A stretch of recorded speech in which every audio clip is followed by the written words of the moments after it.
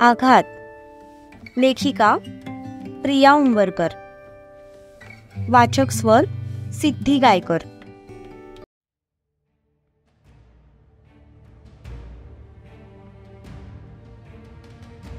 शिवादा, मी एकटा नाही पडणार. अँगल सोबत आपण दोघे पण पडू. तेव्हा सांभाळून. उगीच विरुद्ध दिशेला जोर लावू नकोस, नाहीतर आपली वरात निघणार होती तिथे अर्थी काढावी लागेल.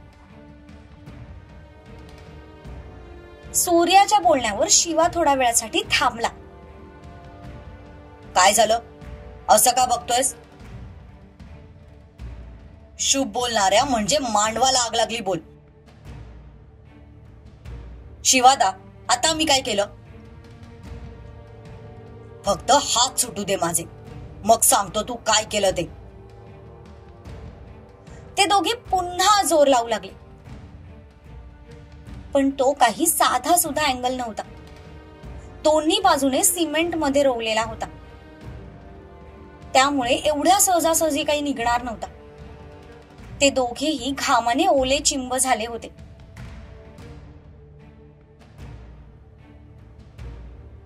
अरे सत्यजित पाटील, अरे तरुण रक्त आहे की तुझं, तरी बी एवढ्या लवकर थकलास वैर? आजपर्यंत मी माझ्यापेक्षा वयाने मोठ्या असलेल्या माणसावर हात उगारला नाहीये. तू पहिलायस. सांग, का केलंयस असं? तुझ्या भावाने सांगितलेलं ऐकलं नाही वय तू? तुझ्या पामुळे माझं अख्खं कुटुंब संपलंय. त्याचाच बदला घेतोय मी.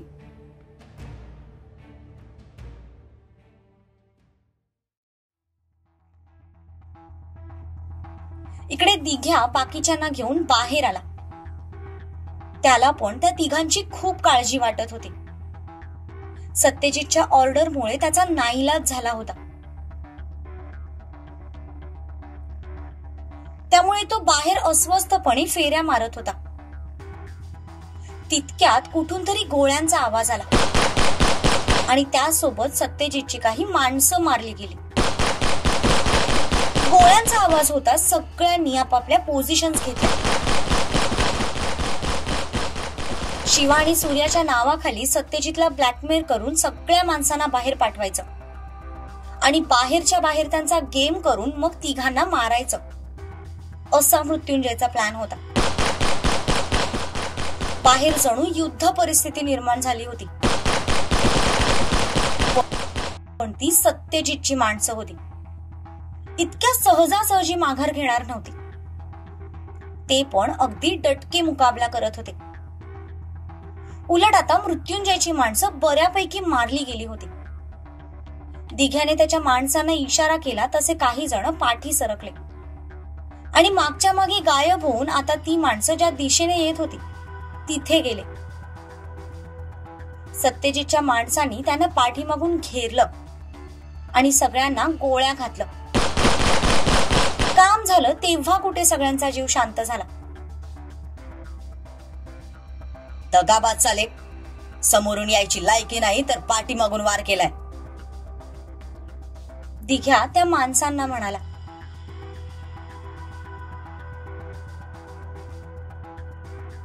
तितक्यात त्यांना गाडीचा फ्लॅशलाईट दिसला. तसं पुन्हा सगळ्यांनी बंदुकी त्या दिशेने ताणल्या, पण दुर्वाला बघता सगळ्यांनी बंदुकी लगेच खाली घेतल्या. वहिनी, अहो तुम्ही इथे काय करताय? ते बाकी सगळं सोडा, सत्यजित कुठे आहेत? भाऊ आत आहेत. त्यांनीच आम्हाला बाहेर थांबायला सांगितलंय. शिवादा आणि सूर्यादा पण आत आहेत. काय? तुम्ही त्या तिघांना एकटं कसं काय सोडलं? ताई थांबा, मी पण येते. याला इथेच बांधून ठेवा. अजयने सोबत आणलेल्या माणसांना त्याच्या ताब्यात दिलं आणि बंदूक लोड करतच तो त्यांच्या पाठी निघाला. तुम्ही थांबा रे इथंच, मी पण जाऊन आलो. दिघ्याने इन्स्ट्रक्शन्स दिल्या आणि तो सुद्धा अजयच्या पाठोपाठ आत गेला. काय मिळालं तुला आम्हाला पोरकं करून? ठीक आहे, तुझ्यासोबत वाईट झालं असेल, पण म्हणून तू त्याची शिक्षा त्या दोघींना दिलीस? अरे काय चूक होती त्यांची? चूक तर माझ्या बहिणीची आणि बायकोची बी नव्हती, मग त्यांना कशाची शिक्षा दिली? जाऊन विचार तुझ्या बाला. सत्यजित पेक्षा मृत्युंजय खूप खमका निघाला होता. इतकं वय असूनही तो सत्यजितला पुरून उरला होता. सत्यजितने फिरून जोरात एकला त्याच्या अवघड जागेवर घातली.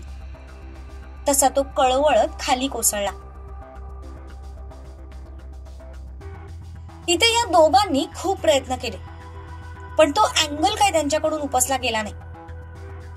आणि तसंही सत्यजित मृत्युंजयला पुरून उरतोय ते बघून त्या दोघांनी माघार घेतली आणि आता लाईव्ह शो बघू लागले. जीत, दुर्वा आली. सत्यजितने मागे वळून पाहिलं. तिला बघून थोड्या वेळासाठी तर तो शॉक झाला होता, कारण त्याने तिचं तिथे असणं एक्सपेक्टच केलं नव्हतं. त्याला सुखरूप बघून आत्ता कुठे तिचा जीव भांड्यात पडला. तशी ती वाऱ्याच्या वेगाने जाऊन त्याला बिलगली. तुम्ही ठीक आहात ना? शांत हो एंजल, मी ठीक आहे. वहिनी? सूर्या आणि शिवा दोघांनी एकत्र म्हटलं. तेव्हा कुठे दुर्वाचं लक्ष त्या कोपऱ्याकडे गेलं. त्या दोघांना बघून तिच्या चेहऱ्यावर आनंद पसरला. तशी ती सत्यजित पासून बाजूला झाली आणि दोघांजवळ गेली. ते दोघेही त्या खड्ड्याच्या दोन विरुद्ध दिशेला मांडी घालून बसले होते. सूर्या, तू ठीक आहेस ना रे? दुर्वाने लगेच त्याला कडकडून मिठी मारली. यावेळी मात्र ती डोळ्यातले अश्रू थांबवू शकली नाही. तिथे येईपर्यंत तिने कसा धीर काढला होता हे फक्त तिलाच माहित होतं. आता मात्र तिच्या भावनांचा उद्रेक झाला, पण ते अश्रू दुःखाचे नाही तर आनंदाचे होते. वहिनी, मी पण इथे. तसं तिने सूर्याला सोडलं आणि डोळे पुसत शिवाजवळ जाऊन पुसली. माझं नटखट बाळते, ती म्हणाली. तेव्हा कुठे त्याच्या चेहऱ्यावर स्माईल आली. पण दुर्वा बाजूला झाली तसं त्याला समोर तारा उभी दिसली. वहिनी, हा भुसारा इथे कसा उगवला? तशी तारा पळतच त्याच्याकडे आली आणि तिने डायरेक्ट त्याच्या अंगावर झेप घेतली. तसा त्याचा तोल गेला. त्या दोघांना तसं बघून दुर्वाला खूप आनंद झाला होता. ताराच्या भावना ती समजू शकत होती. जितका तिचा जीव सत्यजित साठी जळत होता तितकाच ताराचा शिवासाठी. अगं, तू खरंच माझ्या अंगावर आहेस की मला भास होतोय? सांगते हा, असं म्हणत तारा त्याच्यापासून बाजूला झाली आणि तिने एक पंच त्याच्या पोटात लगावला. आईच्या गावात, म्हणजे तू खरंच आहेस? तो तिच्या तोंडाकडे बघत म्हणाला. तशी ती खुदकन गालात हसली आणि तिने पुन्हा त्याला मिठी मारली. तो तिला मिठी मारू शकत नव्हता, कारण अजूनही त्याचे हात बांधलेले होते. वहिनी, माझं पार्सल नाही आलं? सूर्या बारीक तोंड करत म्हणाला. आणि त्याही परिस्थितीत सगळ्यांना हसू आलं. पाठीमागून अजय आणि दिघ्या सुद्धा तिथे पोहोचले. परिस्थिती नियंत्रणात आहे हे बघून सगळ्यांचा जीव भांड्यात पडला. सत्यजित, तू ठीक आहेस ना रे? हो अजय, मी ठीक आहे, पण मी याला जिवंत सोडणार नाही. सत्यजित पुन्हा मृत्युंजयच्या अंगावर धावून गेला. तितक्यात अजयने त्याला पाठीमागून पकडलं. सत्यजित, ऑलरेडी बाहेर बरीच माणसं मारली गेलीत. आता निदान याला तरी सोड. पोलिसांची टीम येतच असेल. तू जर याला मारलंस तर पोलीस तुला पकडून नेतील. I don't care. याने माझ्या आई आणि काकूला मारलंय. मी याला जिवंत सोडणार नाहीये. सत्यजितने अजयचा हात झटकून मृत्युंजयचा गळा पकडला. सगळ्या गोष्टी नेहमी शांततेत हँडल करणारा सत्यजित मात्र आज पिसाळला होता. काही केल्या त्याला त्याचा राग कंट्रोल करता येत नव्हता. जीत, सोडा त्याला, मी म्हणते सोडा त्याला. दुर्वा त्याला पाठीमागून ओढत होती, पण तो अजूनही शांत होत नव्हता. जखमी वाघासारखा तो आता मृत्युंजयला फाडून खाईल की काय अशी चिन्ह दिसत होती. सोड मला, जर मी मेलो तर तुला तुझी आई कधी बी मिळायची नाही.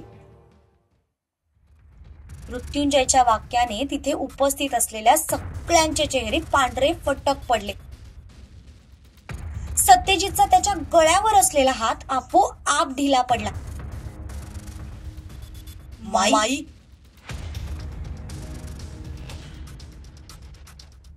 तिघही एकाच वेळी बोलले. सत्यजितने त्याचा गळा सोडला तसा तो खोकू लागला. घामाने तो पुरता ओलाचिंब झाला होता.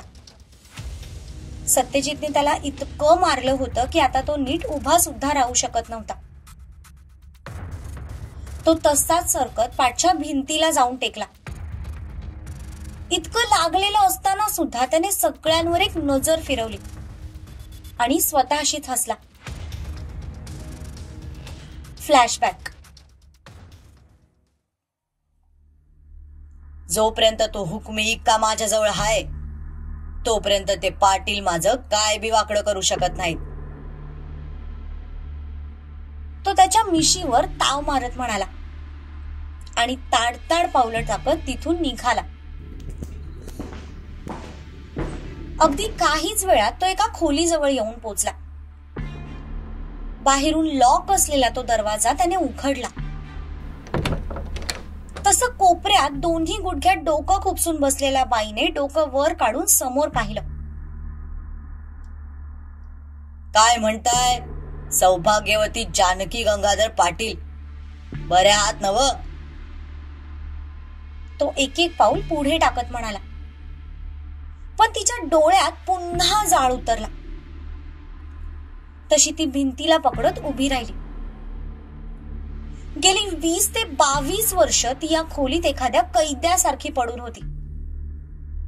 फक्त जेवणासाठी आणि नैसर्गिक गोष्टींसाठी तिला या खोलीतून बाहेर पडायची मुभा होती.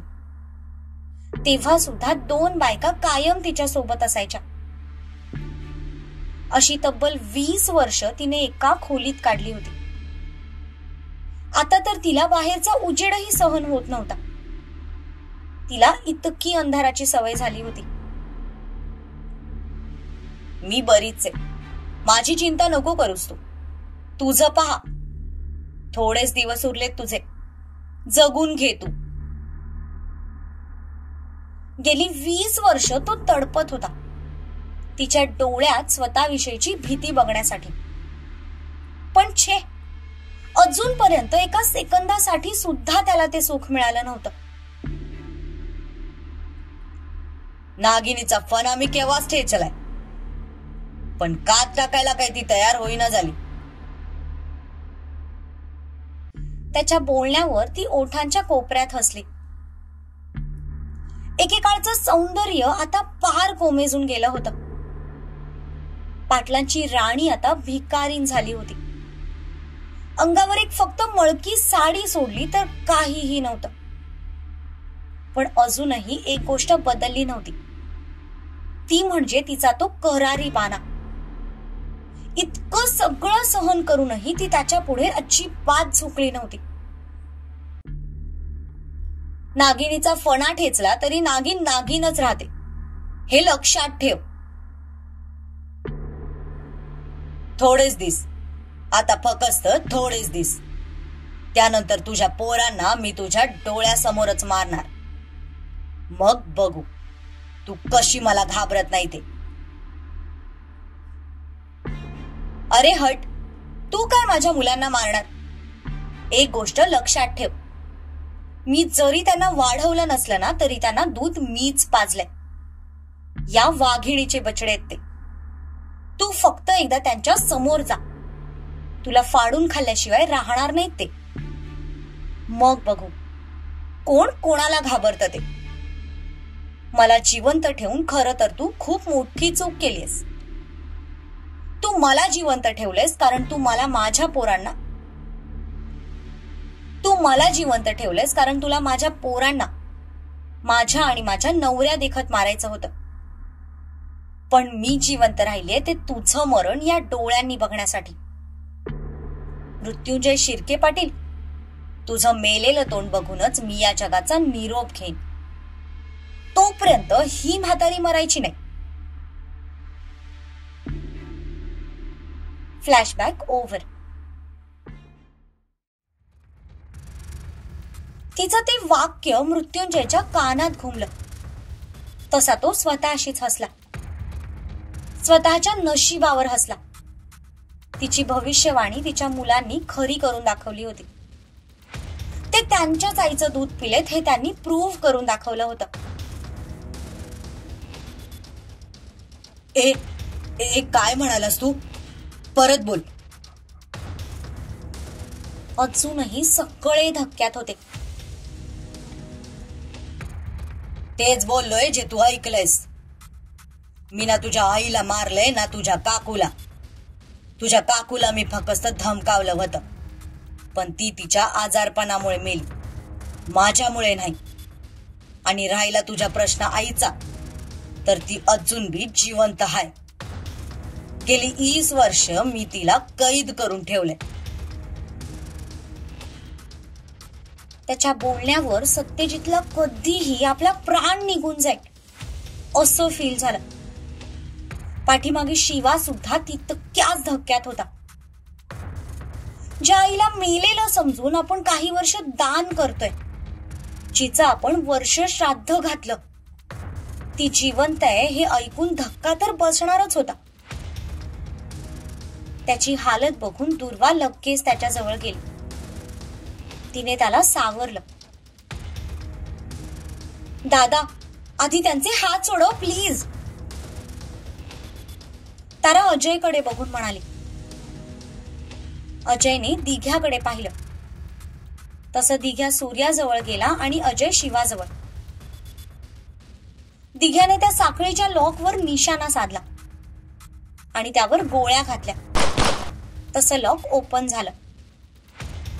त्याच प्रकारे अजयने सुद्धा शिवाला मोकळं केलं. पण मोकळं होता शिवा बंदुकीतून सुटलेल्या गोळीसारखा उठला आणि मृत्युंजय जवळ जात एक जोरदार मुक्का त्याच्या पोटात घातला. तशी त्याच्या तोंडातून रक्ताची एक गुळणी बाहेर पडली. त्याच्या या कृतीने सत्यजित भानावर आला. शिवा तो मरता कामा नये. आपली माई कुठे ते फक्त त्यालाच माहितीये. भाई अरे ह्याला लाज कशी वाटली नाही. इतकी वर्ष आपल्या माईला कैद करून ठेवायला, आपल्यापासून आपली आई हिरावून घ्यायला. इथे मृत्युंजय आता बेशुद्ध होण्याच्या स्थितीत होता. सत्यजितने लगेच शिवाला सोडलं आणि तो त्याच्याजवळ खाली बसला. ए शिर्के, माझी माई कुठे सांग ना. ए डोळे बंद नको करू. सांग ना, सांग प्लीज, सांग माझी माई कुठे. सत्यजित विचारत होता, पण त्याच्या आवाजात ओलावा होता. आईसाठीची तळमळ होती, दुःख होतं, वेदना होत्या. त्याला बघून शिवाला सुद्धा गहिवरून आलं. निदान सत्यजितने काही वर्ष स्वतःच्या आईला पाहिलं तरी होतं, पण त्या बिचाऱ्याने तर आईला फक्त फोटोत पाहिलं होतं. त्याचा राग शांत झाला तसा तो मृत्युंजय समोर गुडघ्यावर बसला. त्याने त्याच्यासमोर हात जोडले. ए विलन, आय एम सॉरी मी तुझ्यावर हात उचलला, खरंच सॉरी. पण प्लीज सांग ना आमची माई कुठे. अरे मी तिला अजून एकदा पण बघितलं नाहीये रे. सांग ना प्लीज कुठे आहे ती, सांग ना. ती कशी दिसते ते पण मला नाही माहित. मला तिला बघायचंय. प्लीज सांग ना. जगाला स्वतः समोर झुकवणारा शिवा आज स्वतः त्या विलन समोर झुकला होता, फक्त आणि फक्त त्याच्या आईसाठी. ओ काका, हे बघा, अप्पांकडून जर खरंच चूक झाली असेल तर आम्ही तिघेही तुम्हाला सॉरी बोलतो. हवं तर तुमच्या पाया पडतो. पण प्लीज सांगा ना आमची माई कुठे आहे. निदान एका आईचं सुख तरी आम्हाला मिळू दे. तुम्ही माझ्या आईला मारलं नसलं तरी तिच्या मरणाला थोडे का होईना तुम्हीच जबाबदार आहात. पण मी सगळं विसरून जाईन, तुम्हाला माफ करेन. फक्त आमची माई कुठे आहे तेवढं सांगा. मला माझी आई आठवते. भाईने निदान माईला पाहिलं तरी आहे, पण माझ्या शिवादाने कधीच त्याच्या आईला पाहिलं नाही. हो, मी कित्येकदा त्याला रडताना पाहिले, माईसाठी, त्याच्या आईसाठी. हवं तर मी तुमच्या पाया पडतो, पण प्लीज सांगा माई कुठे. कधीही कुणाही समोर न झुकणारे पाटील ब्रदर्स आज त्याच्या समोर झुकले होते, फक्त आणि फक्त त्यांच्या आईसाठी.